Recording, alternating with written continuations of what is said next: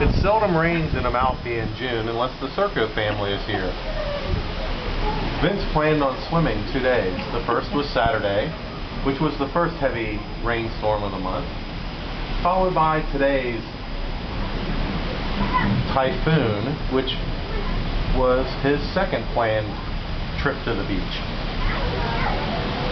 The people of Amalfi are glad to see him go tomorrow.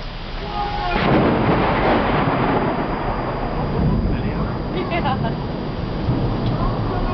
Wow, look at that.